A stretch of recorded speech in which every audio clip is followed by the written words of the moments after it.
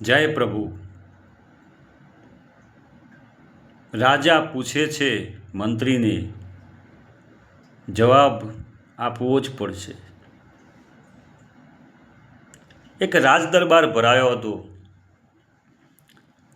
આ રાજદરબારની અંદર રાજાએ એક પ્રશ્ન કર્યો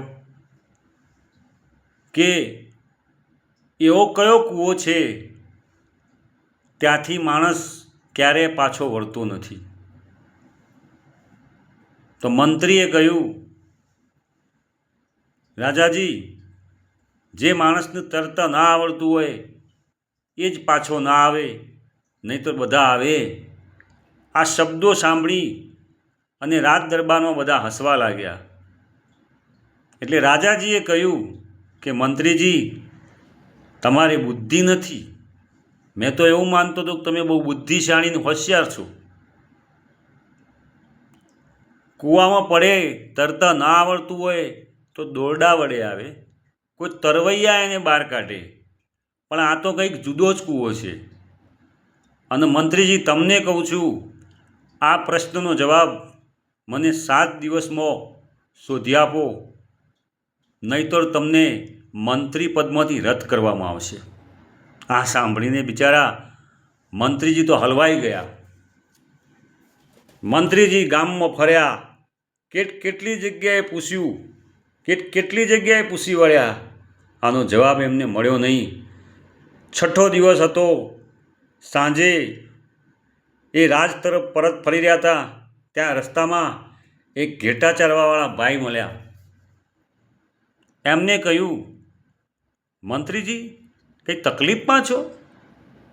ના રે ભાઈ, ના, મને એવું લાગે છે તમારા મોં ઉપરથી તમારી બહુ તકલીફ હોય એવું લાગે છે। તો મંત્રીજી કહ્યું, આને શું ખબર પડશે, ઘેટા ચરાવે છે। ઘેટાવાળો ભાઈ કહે, મંત્રીજી, મને તો કહો, કંઈ મદદ કરી દો।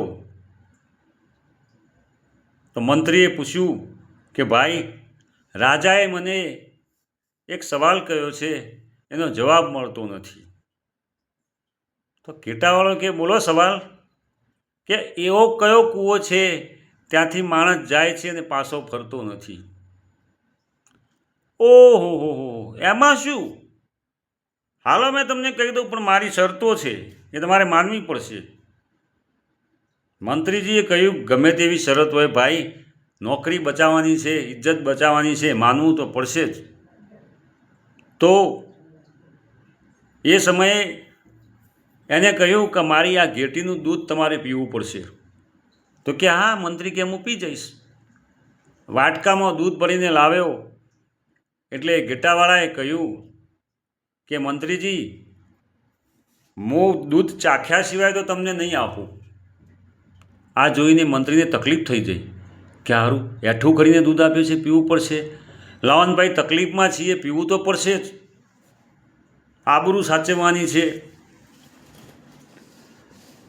તો માની ગયા કે હા, હું તૈયાર છું। ફરી કહ્યું કે ના, એવું નહીં, પેલું કંકાલ પડ્યું છે ને, માનવીનું હાડપિંજર, એના માથાની ખોપરી ખરી ને, એમાં નાખીને દૂધ પીવું પડશે, તો હું તમને જવાબ કહીશ। એવું કરવા માટે મંત્રીજી તૈયાર થઈ ગયા।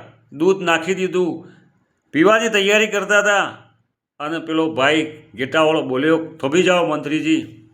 કે કેમ ભાઈ થોભી જાઓ? કે મેં તમને એઠું દૂધ પાવાનું કહ્યું, કંકાલમાં એટલે કે ખોપરીમાં નાખી અને પીવાનું કહ્યું દૂધ, તો તમે માની ગયા? એટલે કે હા, માની ગયો। તોય તમને ખબર ના પડી કે આ કયો કૂવો છે? મંત્રી કે ના મંત્રીજી, આ લાલચનો કૂવો છે। તમારા મનમાં લાલચ હતી, લાલચની વાસના હતી।